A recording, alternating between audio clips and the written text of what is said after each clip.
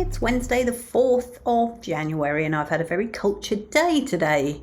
First of all, I went and had lunch with Matt at the Tate Britain and I went round the, I'm going to say this wrong, but the Lynette Yiadom Boyaki, I think that's how you say her name, went to see her paintings and they were really good, many of them.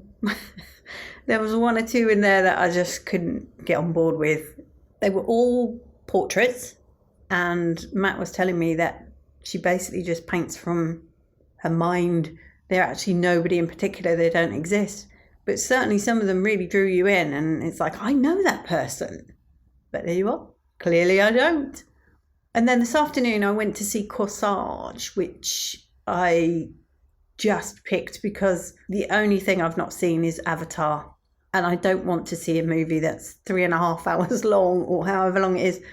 Corsage was long enough and I went to see it because it promised strong sex. That's not why I went to see it, but it did say that in the, what do they call that when they give it a rating? That was the stuff it said anyway. I think it was suicide themes and strong sex. Now, I'm telling you now, if there was strong sex, it was all edited out because there really wasn't anything. I would say that Carry On Camping had more strong sex and the whole premise of that movie was that nobody was getting any.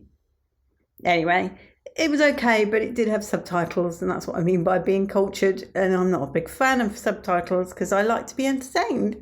Why have a dog and bark yourself?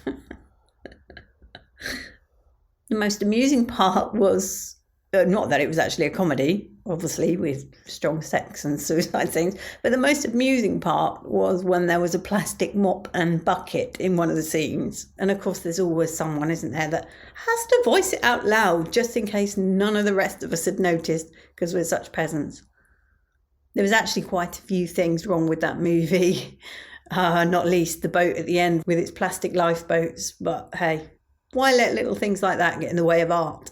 I should probably clarify that it was set about 150, 140 years ago, hence why the presence of a plastic mop and bucket amused some of the audience. I bought another gift for my mother's stocking, and I need to probably just stop talking about this because I can't really tell you because I know she listens to the podcast. Much love and gratitude.